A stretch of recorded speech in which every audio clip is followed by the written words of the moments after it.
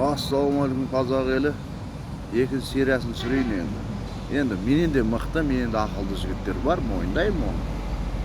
Бірақ любой байың айтатын, Назарбаевтың арқасында байдың да. Любойың айтам.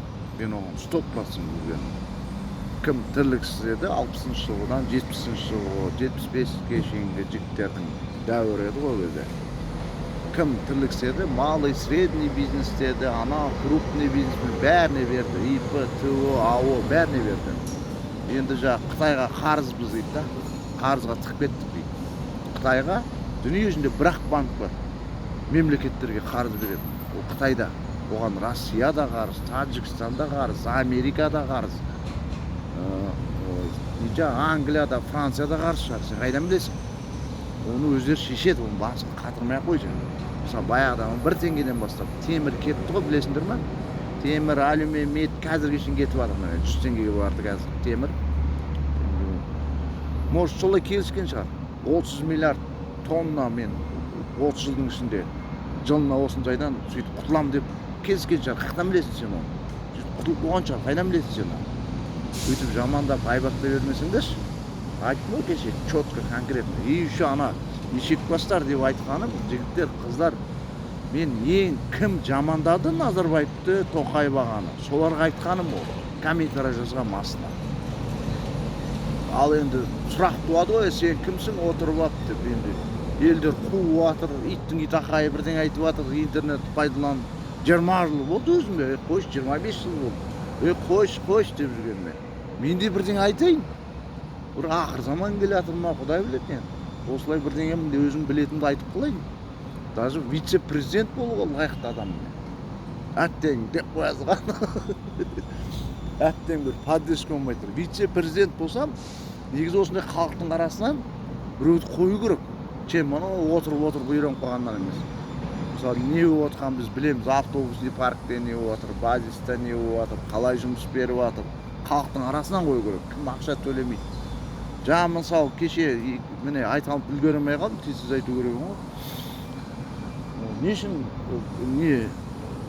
Күртістан болып баратыр осы. Дегірмен, шақ бассаң, Мармарис, Донер, Ата Донер, Алматы Донер, тағы бірдеме, шақ бассаң. Соның бәрін ашқан мына Салтанат бетон деген бетон заводта предпринимательдер, күрттер бәрі, түрік емес олар. Түріктер бұндай болмайды, сәл кішкене мұсылмандығы бар. Біздегі жүрген, мына түрік бізде жүрген 80%, 90% күрттер, өйткені Турцияда күрттерге күн бермейді. Өздерін көресіңдер ғой, күніге соғысып отыр. Содан қашып келгендер ғой бізге келіп.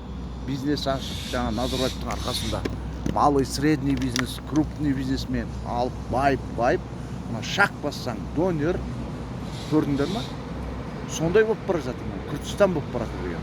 Одан Лағман қана Ұйғырстан болып баратыр деген. Көрдіңдер ме өздерің? Неге байқамайтындар соны жаңа қазақтың біздің бай жігіттер қаяқтасыңдар? Соның бәрін неге қарамайсыңдар? Даже мына Дархан-ағаға айтайын деп тұр. Бұл не болды? Не деген сұмдық? Сен қай ата-бабаңнан көрдің? Донер жеген, өлген тауықтың сирағын жеген деген сияқты. Сондай бол әңгіме. Ол жаңағы айтып отырмын ғой, еще раз айтамын. Кім Назарбаевты жамандап, бірдеңе айтты, бірдеңе жазды, Тоқаев ағаны, соларға жазғаным ол, айтқаным кеше. Ешекбастар деп. Так что смело мені вице-президент қосыңдар ғой, өздеріңді байқап қаншасыңдар. Мен бірінші штрафты былай салатын. Швейцарский банкке кім $1 000 000 салды, соған двойне $1 000 000 штраф салатын. Бізден кетіп баратыр мақыр. Ол через 33 біреудің атынан салады өзінше, умным деп. Соның түп тамырын тауып, соған сөйтіп штраф салатын. Не только халыққа. И одан кейін кім жаңағы дегірмен, мегірмен, частный мектеп, частный школа ашып алғандардың бәрі байып алғандар ғой Нұр аға маркасында. Солардың бәрі мына Дархан-аға сізге айтайын. Страховка медицинский, пенсионный, өкіметке налог төлейтін болса, Алматының бюджеті, например, 100 миллион деш, 500 миллион деш айына. Сонда соның бәрі сөйтіп төлейтін болса, как положено, трудовой договор жасап, Салтанат бетон деген керемет ғой. Вот сонда 500 миллион емес, уже миллиардқа өсетін еді Алматының бюджеті. Мынау салтанат бетон дегенге істедім, соны әдейі естіп бардым мен. Мына Қапшағайский трассада Заңғар 69. Не біреуіне трудой 1000 адам кеткен маған дейін водительдер ақшасын ала алмай. Өздері заң қойып алған, жаңағы дөндер сөндердің бәрін ашып байып алған ғой бәрі. Біздің қазекендер жаңағы шетел қуалап жүрген кезде. Сол айтайын деген. Ұйғырстан, Күрдістан болып барады деген. Төлемейді, не заң жоқ, не заң жүрмейді. Біз өзіміз білеміз дейді ғой, заңды өзіміз шығарамыз. Біз өкімет, сенің әкемің ұраның бар дейді ғой. Турист айтты маған. Айлығымды бермейді. Осының бәрі, осы сөздің бәрі соның ашуынан шығып жатыр. Арқанаға сізге сол үшін обращение жасап тұр. Осындай предпринимательдерді 100 миллион, 200 миллион, 500 миллиондап субсидия алады сізден. Предпринимательдер. Пәленбай жыл кредит алып келген, малый средний бизнес деп. Енді қазір 10 жылдай болды, субсидия алады өкіметтен. Көмек та.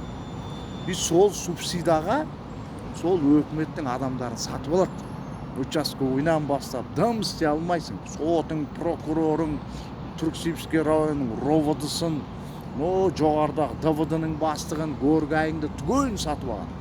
Сол сіз берген субсидия. Сол дұрыс па енді, дұрыс емес па?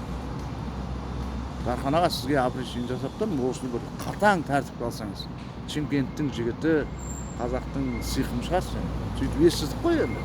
Нағыз қазақи деп. Осыны қолға алсаңыз, мен соған басқа сізден сұрайтыным сол ғана. Мен сізден жер, үй, ақша, кредит ондай сұрап тұрған жоқ. Тек сұрайтыным осы. Осыны қатаң тәртіпке алсаңыз болды. Жестко.